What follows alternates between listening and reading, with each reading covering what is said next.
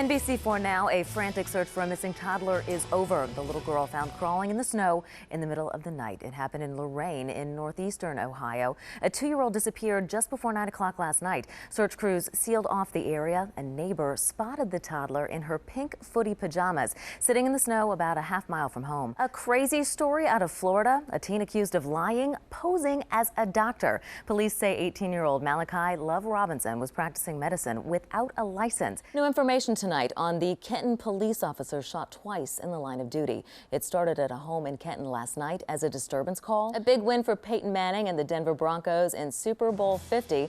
Ahead on NBC4 at 11, a full report from Santa Clara on the hoopla, the commercials, and the game.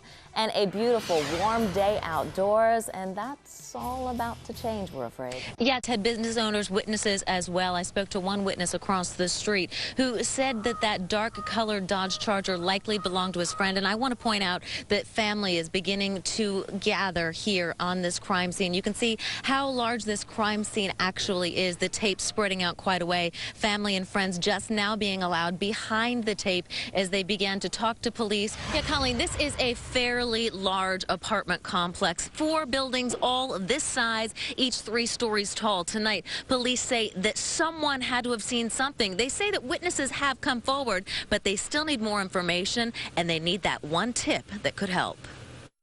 Okay, what's going on at 4667? What's going on there?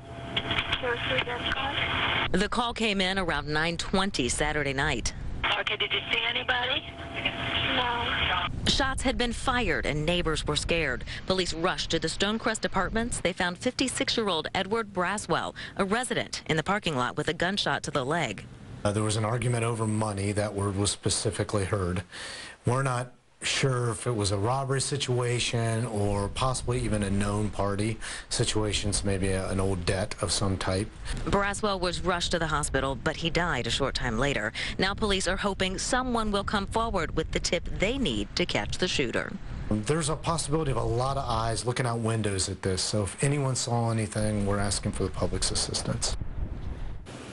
Police say the suspect is a thin man, about 6 foot tall. They say he jumped into a gold or tan Ford Escape with a heavy-set woman with red hair driving. If you have any information, please call police. Reporting live in Whitehall, Renee LaSalle, NBC4. Will I stand in your presence? There is only one family in this room. We're all drawn into it by the events that happened last week. More than 100 strong, the loved ones of 2 little boys gathered to celebrate their lives.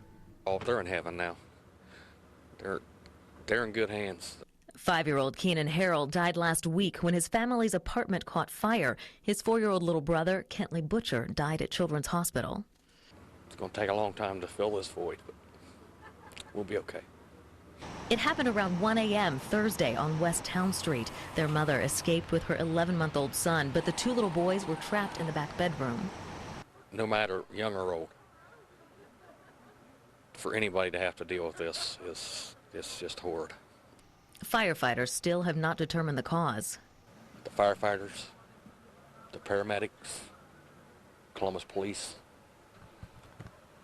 they did what they could. They did the best they could.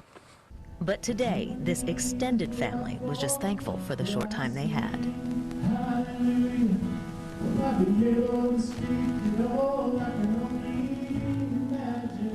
Not just ladies, but guys also, because they're out here too. Lance Franchione has been driving a big rig for nearly a decade. He says he's probably seen victims of human trafficking, but he says he doesn't know the signs. John Finley does. But in the trucking industry, if you've been in it at any time at all, you know it happens. You see them working the parking lots. That's why the Ohio State Patrol is reaching out to these truckers, teaming up with Truckers Against Trafficking, or TAT, to empower them to recognize the signs and to help. They're part of the transportation industry, and that's how the human traffickers move these kids. The governor's Human Trafficking Task Force report says more than 1,000 Ohio children are trafficked in the sex industry every year. Last year, troopers handed out more than 180,000 TAP brochures on human trafficking to those in the trucking industry.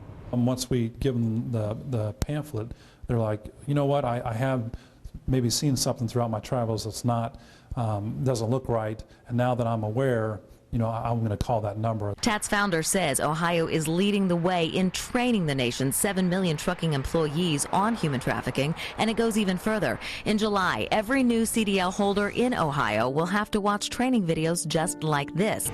So there's some kind of team effort in putting them out there. You have to wonder who's behind them. John Finley says his company already trains to spot the signs. You can see a lot from a seat of a truck while you sit in a parking lot that a lot of people don't.